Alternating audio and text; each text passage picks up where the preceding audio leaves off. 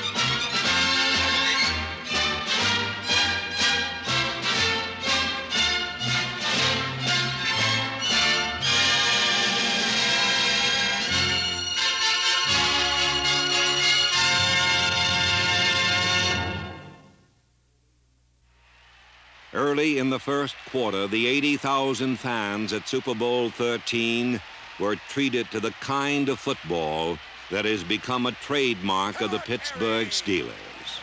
Right down their throat!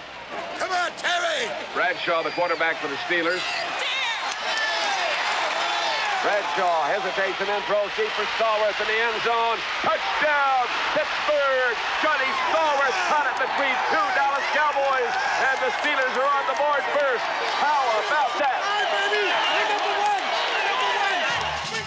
Terry Bradshaw is a country boy, and perhaps his touchdown pass to John Stallworth was inspired by the country proverb, which advises, when you're invited to the biggest party of the year, you dance with who brung you.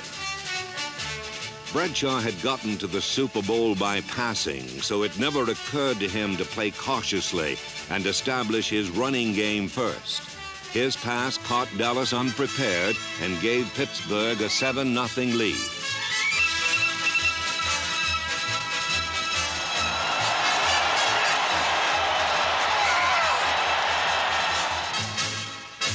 Pittsburgh's defense was just as bold as its offense. They blitzed their linebackers, often surprising Roger Staubach with a 5- or 6-man pass rush.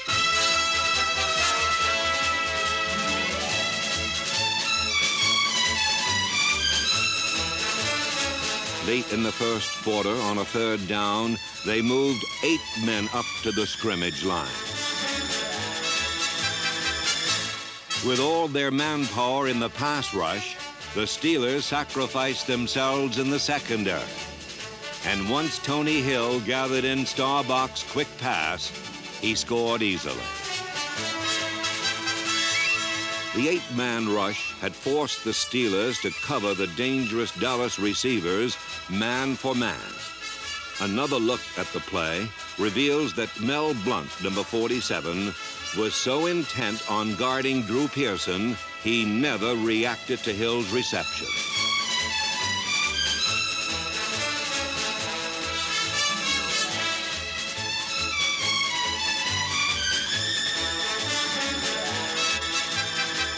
But perhaps the most remarkable part of this touchdown play was Roger Staubach's quick and accurate pass under extreme pressure.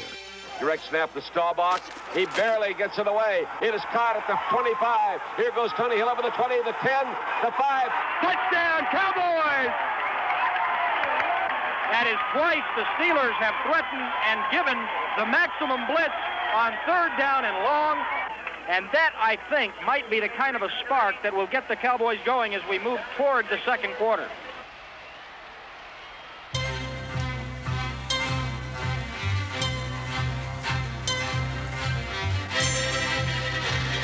The second quarter began like the first, with Bradshaw throwing. Only now his mighty arm seemed ineffective as the Cowboy defense anticipated his every move.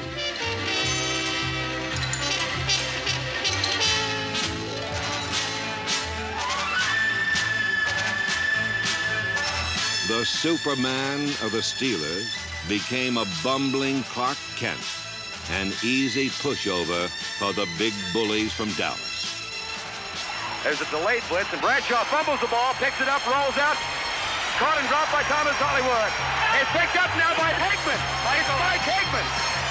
He's to the 15, the 10, the 5, and in for a touchdown if it all stands.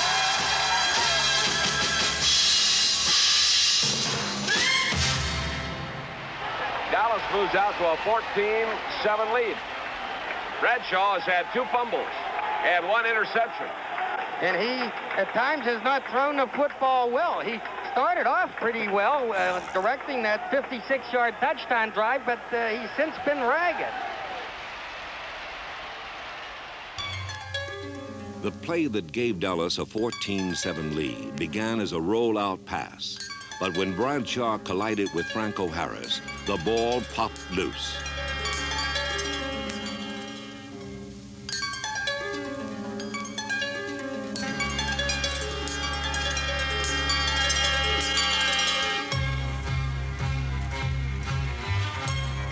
While Bradshaw retrieved his fumble, Thomas Henderson and Mike Hegman stalked him like 2 burglars.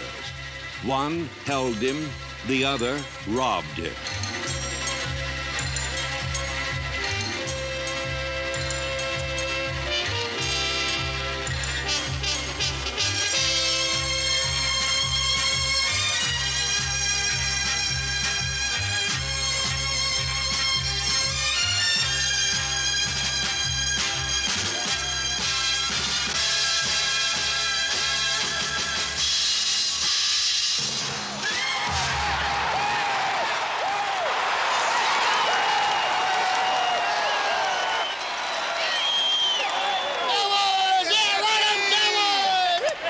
Hegman's touchdown was a bitter pill for the Steelers to swallow, but it was just the tonic they needed.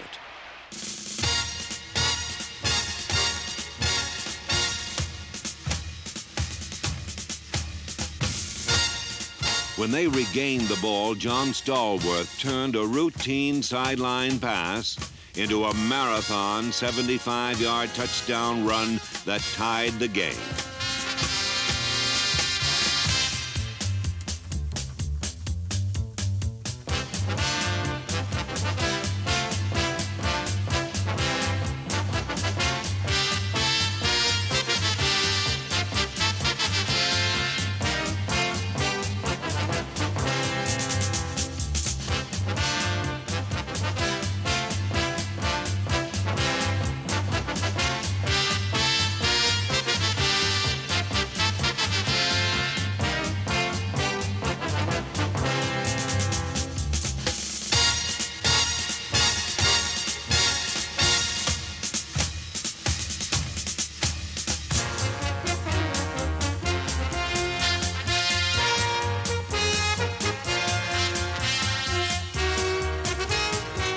Stallworth's run tied the record for the longest scoring play in Super Bowl history.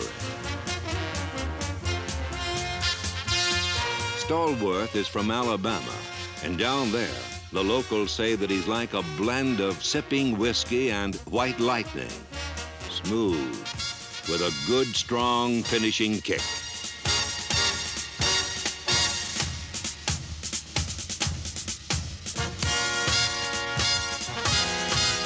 With 5 minutes left in the first half, Super Bowl XIII had turned into a circus of big plays.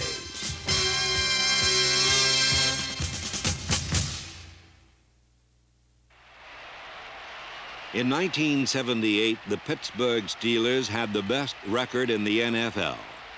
They are a mature, physically powerful squad with a special confidence that allows them to reach for heroism instead of merely trying to avoid mistakes. With 2 minutes left in the half, Bradshaw boldly blended the varied talents of his teammates. Like a skilled conductor, he directed them in a classic 2-minute drill.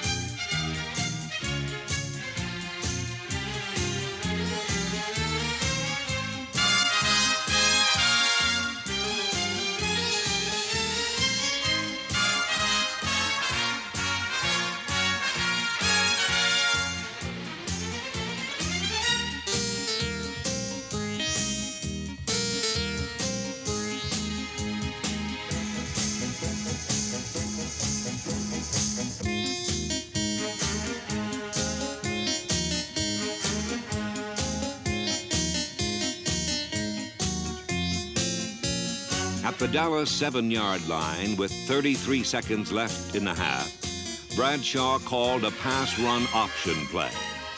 Pursued by the Cowboys and with no room to run, he finally spotted Rocky Bleier in the end zone.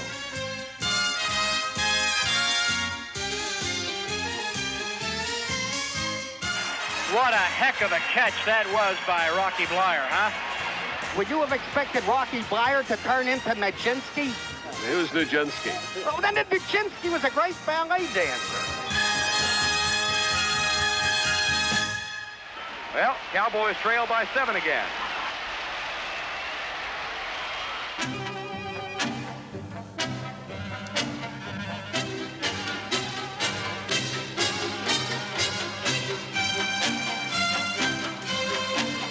When the second half began, the Dallas offense struck quickly to get back what its defense had so grudgingly given away in the closing seconds of the first half.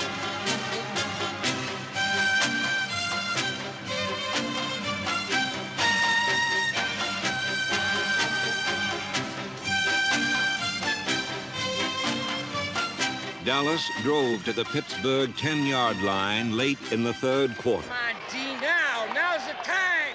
It seemed certain they would score the touchdown that would turn Super Bowl XIII into a tie game again. It's 3rd down and 3, Dallas at the Pittsburgh 10. Roger back to throw, has a man open in the end zone, caught, touchdown, dropped in the end zone. Jackie Smith all by himself. Oh, bless his heart, he's got to be the sickest man in America. Oh, Jackie was so wide open in the end zone, it was incredible. And he could not hang on to the ball. A catch by Smith would have tied the score. Instead, Dallas had to settle for a field goal and trailed Pittsburgh by 4 points at the end of the third quarter.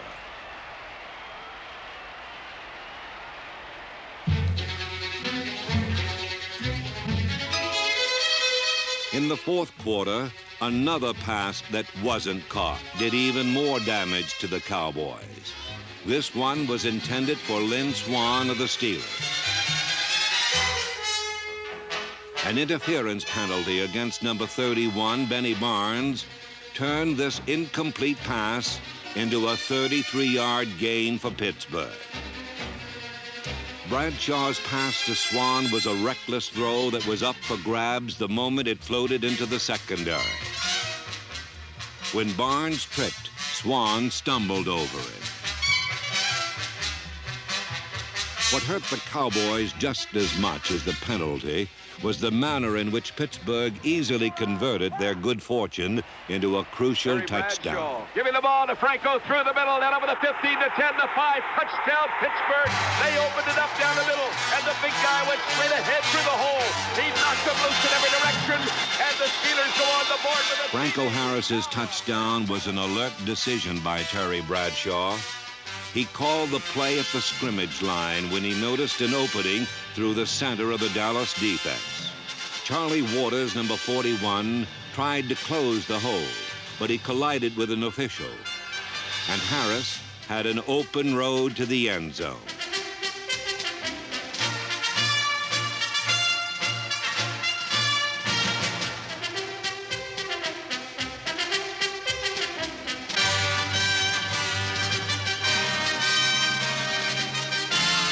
While the Steelers celebrated their 11-point lead, another touch of misfortune awaited the rankled Cowboys.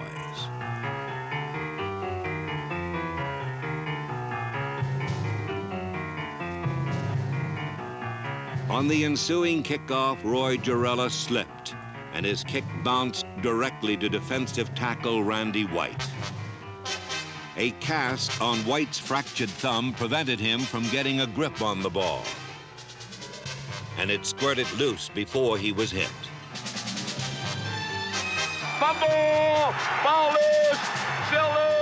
Still fighting for it at the 21. It is Pittsburgh's ball. Holy mackerel! Here we go, Steelers! Here we go! Here we go, Steelers! Here we go!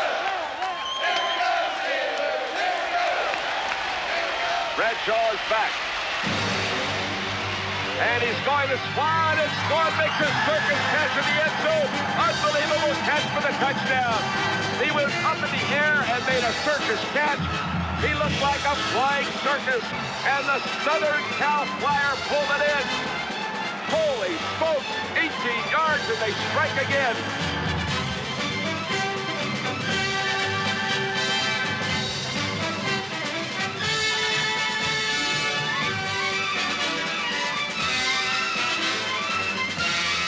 Swan's catch was Bradshaw's 4th touchdown pass of the day.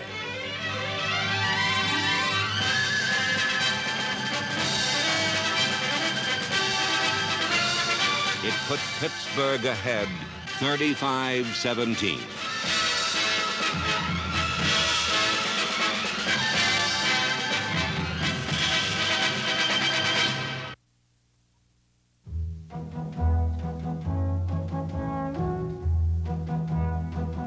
With only 6 minutes to play, Dallas trailed by 18 points.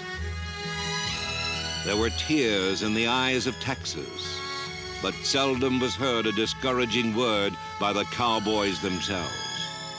Get it again, Dennis! It ain't no blitz. It ain't no blitz. There he is, Tony.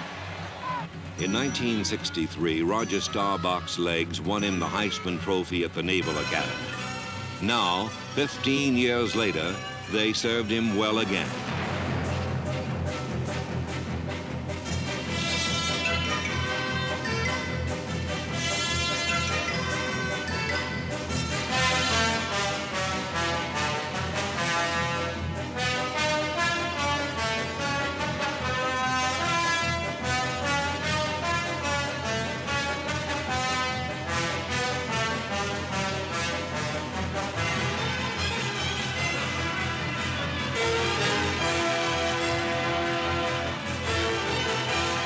Staubach and Tony Dorsett, number 33, gained most of the yardage in a furious 8-play, 90-yard drive. Staubach passed to Billy Joe Dupree for a touchdown that cut the Steelers' lead to 11 points.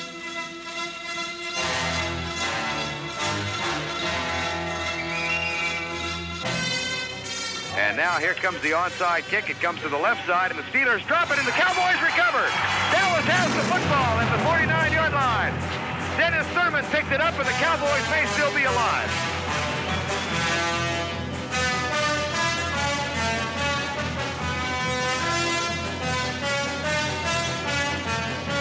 Get him out! Get him out! Get that short set!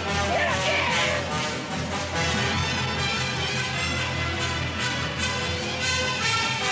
With only 2 minutes to play, Dallas needed 2 touchdowns to win.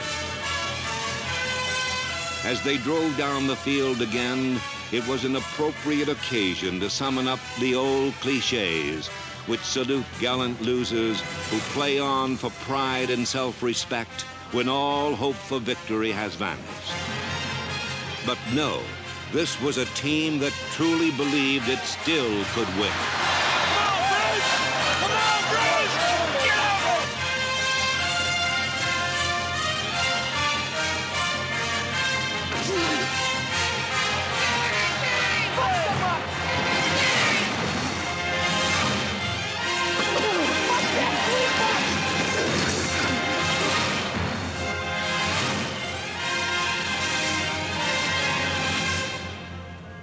Staubach takes the ball, and now he's looking, pumps, throws, open man, touchdown.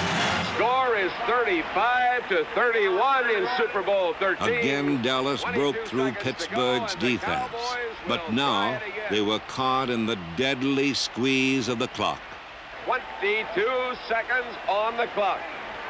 The Cowboys' remote chance for victory disappeared into the arms of Rocky Bleier. It's all over, and the Pittsburgh Steelers have become the first team in the history of the National Football League to win 3 World Championships.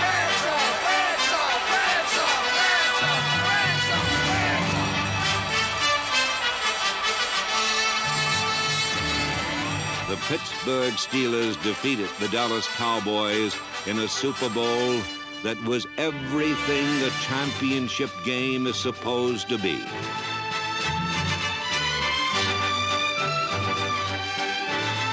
Perhaps Franco Harris said it best.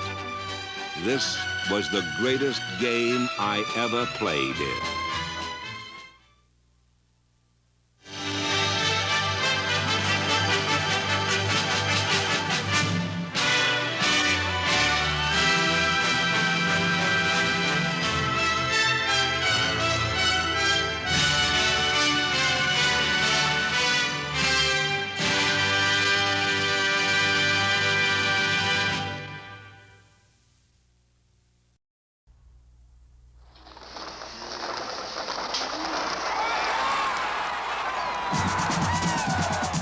Good afternoon, everyone, and welcome to Metropolitan Stadium. Call it in the air, please. Heads. Heads, he calls.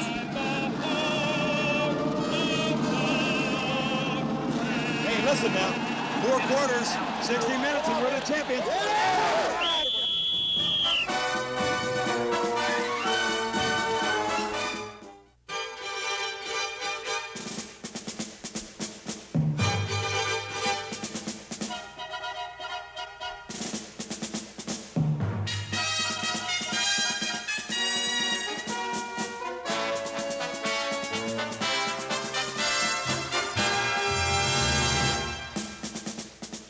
All right, guys, now big thing, poise under pressure. The whole game, 60 minutes of pressure, but on both sides, not just the Eagles. That's right. We keep the pressure on them. They'll be doing the same to us. Play mistake-free football, and let's set the tempo. Get after it. All right, ready? Hey! Welcome to the National Football League, men.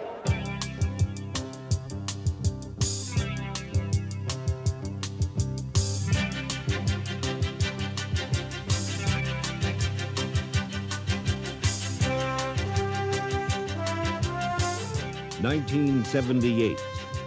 It was the NFL's longest season, and teams played more games than ever before.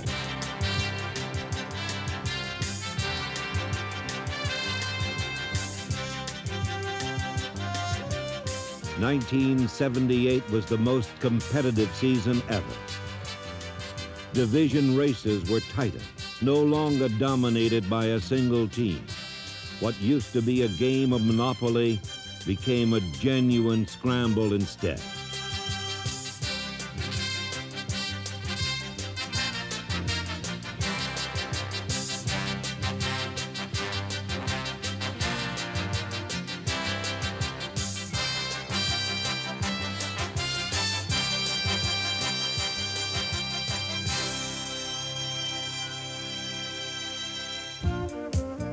As always, it was a season that reflected the men who were part of it. Men of action and men of thought.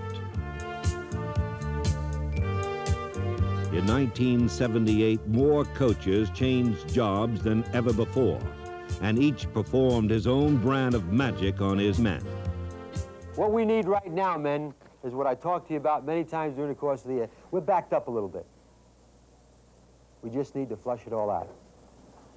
We just need to flush it all out. So let's just go out there today and just have fun. Listen, we can throw all day long now. All we got to do is just, and we can run too. We got to score a lot of points. That's what we got to do. An eye backfield, Miller and Greg Pruitt. Greg Pruitt gets a block from Cleophas Miller. He's at the 45, the 50, the far sideline, the 45, the 40, cuts back inside, breaks tackles along the way, the 30-yard line. Breaks another tackle, one more, the 25, the 20, the 15, the 10, 5,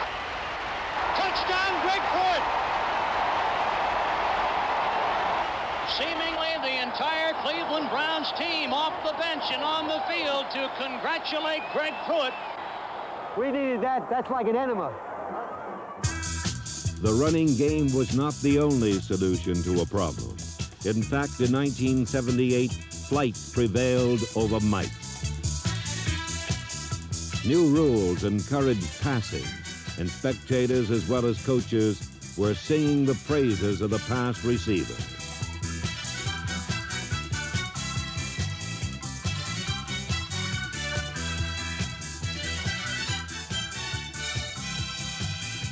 Receivers were given more freedom while running their patterns, enabling them to concentrate completely on catching the ball.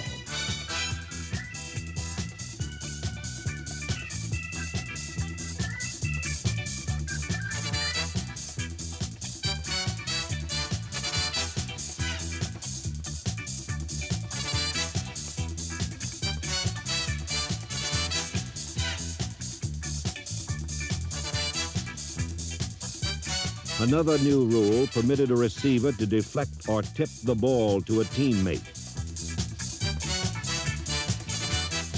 Just when fans were growing weary of low-scoring defensive struggles and predictable outcomes, 1978 brought a bracing dose of old-fashioned last-second heroics.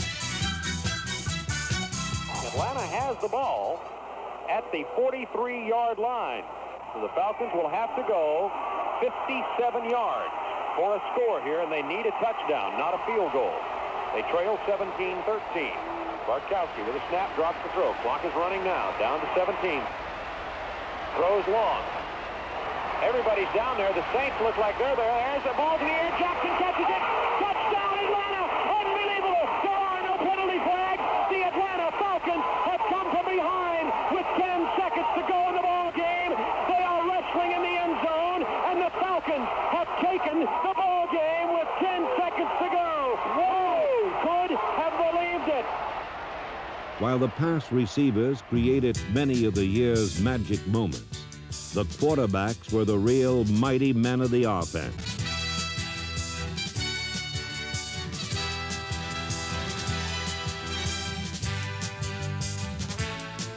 They were the fighting generals who dominated Sunday's battle.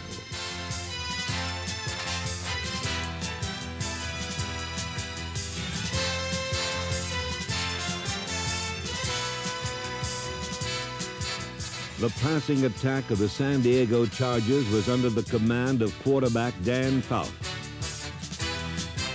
Fouts, number 14, had the most successful season of his 6-year career. And because of him, the Chargers gained more yards passing than any team in the NFL.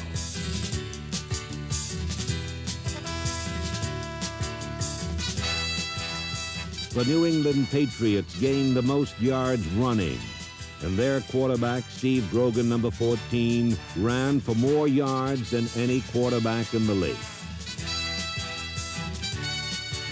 A running quarterback must be resilient and tough. Grogan is, and he led the Patriots to their first division title in 15 years. While Grogan is a durable quarterback, Dan Pastorini, number 7, is an inspirational one.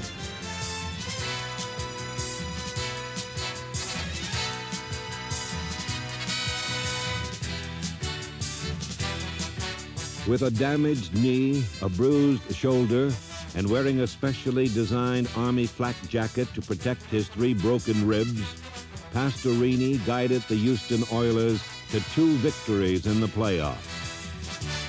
He conquered pain as well as his opponents, and his courage was something his teammates would never forget.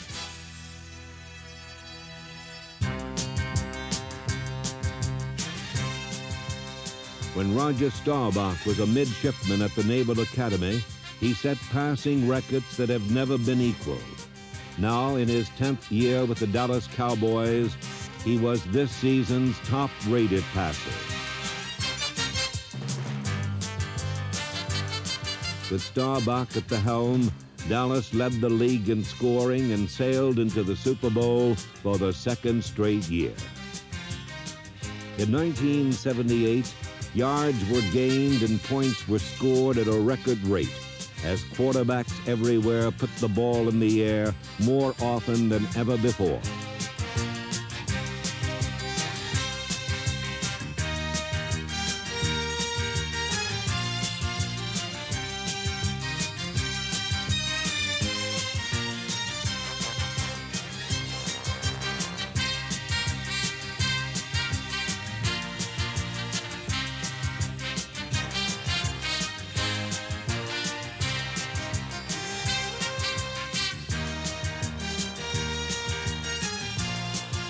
Passes, both long and short, provided many thrills, but it was a pass that the Oakland Raiders never threw that set off the most unusual game-winning play of 1978.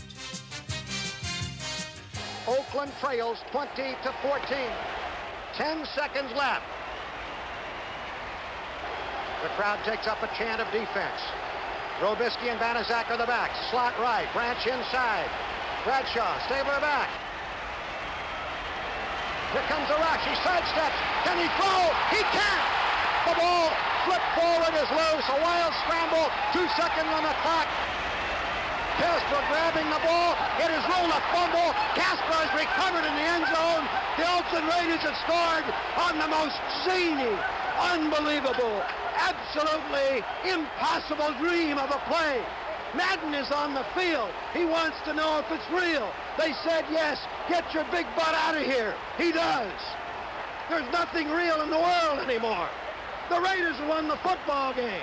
The Chargers are standing, looking at each other. They don't believe it. Nobody believes it. I don't know if the Raiders believe it. It's not real. 52,000 people minus a few lonely Raider fans are stunned. A man would be a fool to ever try and write a drama and make you believe it. This one will be relived forever.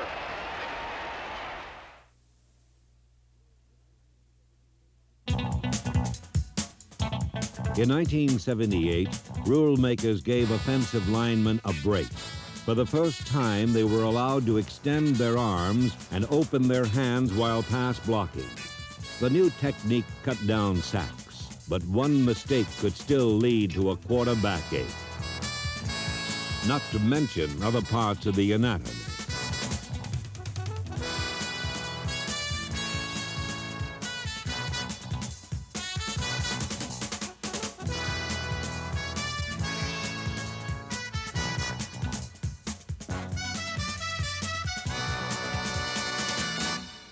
In 1978, the arcane art of pass protection was best illustrated by the Houston Oilers. As a unit, they gave their quarterback, Dan Pastorini, the best protection in the NFL.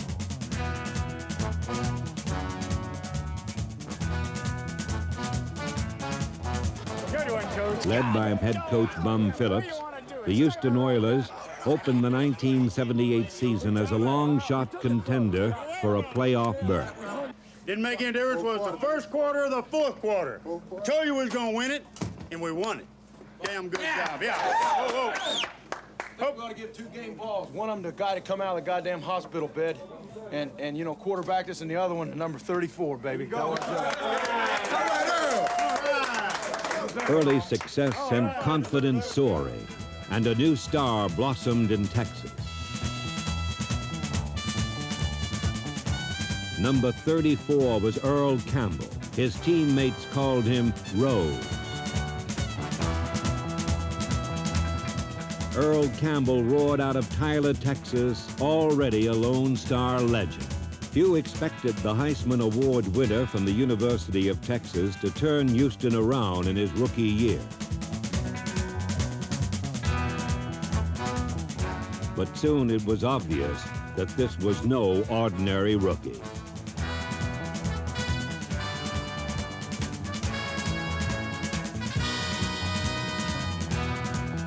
The Tyler bowling ball packed 225 pounds of power and launched it with sprinter speed.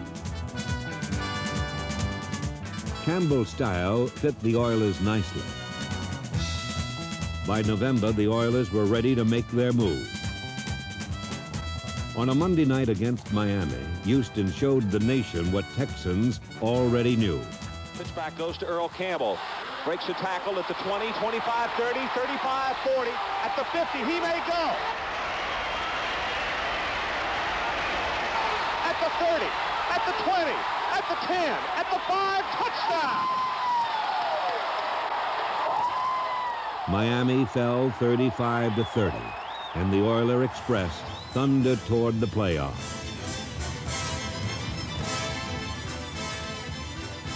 Campbell became the first rookie since Jimmy Brown to lead the NFL in rushing, and Houston clinched a wild card playoff berth. From here on, the road got tougher. First to Miami for a rematch with the Dolphins. Houston beat Miami again and kept right on rolling, north to New England. The Patriots fell 31-14, and the Oiler Cannonball was one game away from a championship.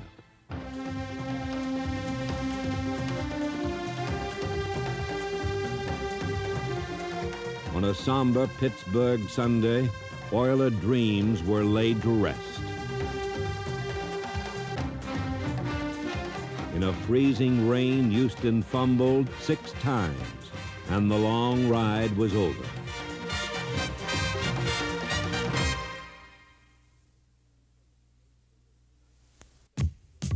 "1978 was a season of achievement. Compared to the previous year, 17 teams improved their records. Even the league's most notorious loser finally emerged from the shadows of defeat. For more than a decade, Philadelphia has been the graveyard of pro football. Then in 1976, Eagle owner Leonard Toews hired Dick Vermeil as head coach. Vermeil began the 1978 season with an improved team, but one that faced the toughest schedule in the NFC. We've worked hard to get to where we are in a position that we can play a good football team and beat them. Now, we haven't beaten the Rams yet, but that's what we've worked to do. That's what we are prepared to do, to beat the Rams. Now, we may not be able to do it, but we won't know until we've played 4 quarters of football. And they sure as hell hadn't beaten us yet. Hey, we're going to beat them, guys. It's our turn. The snap from Dennis Frank. Here is the punt, and it is blocked. Pat Thomas blocks it in the end zone, and the ball is, let's see if they say he recovers it for the touchdown. The Eagles began another new season with an old habit. They lost to the Los Angeles Rams. Cromwell recovers the ball. Who blocked it? Outside man. That's embarrassing. 10-man rush, he walks in and blocks it. Guys, we were close, and we almost got her done. Almost doesn't count. You give them a block punt for a touchdown, you can't win. That Los Angeles Rams team has as much talent as anybody in football. And I'll tell you, you don't have to be embarrassed about your performance. I'm proud of you. I'm disappointed for you. I'm disappointed for you. I'm disappointed for the coaching staff and Mr. Toast and everybody else. But damn it, we're a good football team. And don't let anybody tell you different.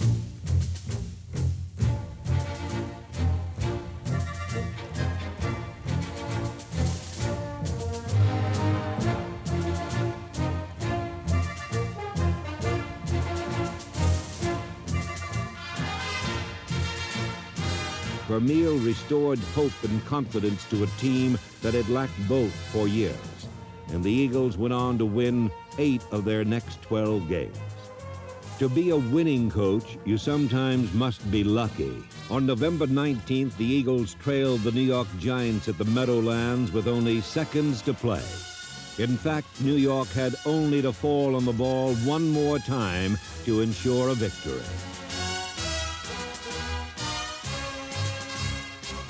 Under 30 seconds left in the game. From here on in, Pazarchik can just fall on the football, and there is nothing the Eagles can do. And Pazarchik fumbles the football. It's picked up by Herman Edwards. 15, 10, 5, touchdown Eagles. I don't believe it. I don't believe it. I do not believe what has occurred here, ladies and gentlemen. Talk about miracles, folks. I do not believe this one, but it has happened as the Eagles beat the Giants 19-17 before a shock crowd. The miracle of the Meadowlands was merely a prelude to the true magic moment of the Eagles season.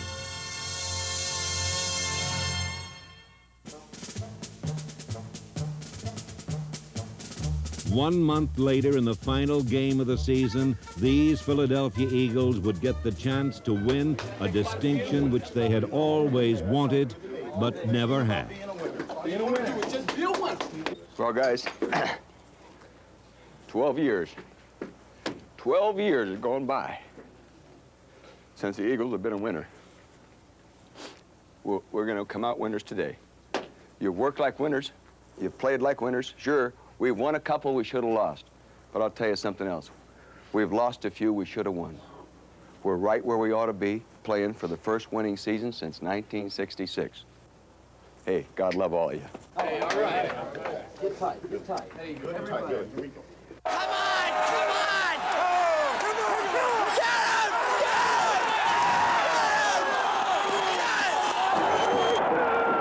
Let's get heat on that guy now, huh? Let's get heat on that guy.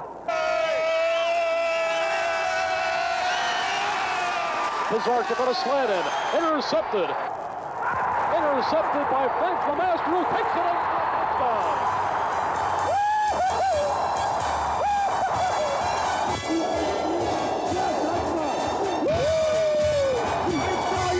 And that could seal it up. That could do it right there. That could do it.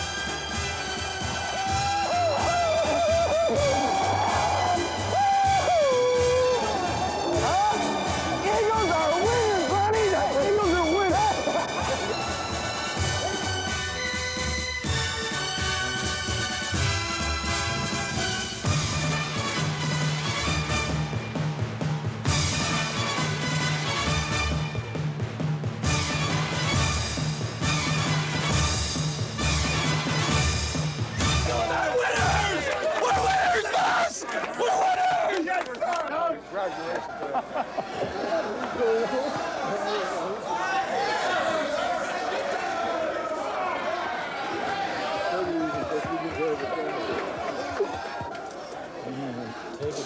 That was for you. That's for you. Dick Vermeil, winner and Coach of the Year in the NFC.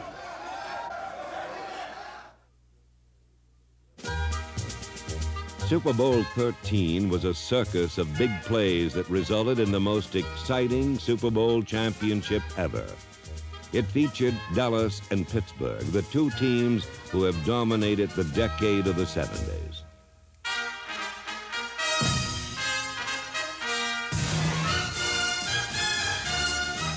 The Cowboys jumped to an early lead, but the superior firepower of the Steelers soon took its toll.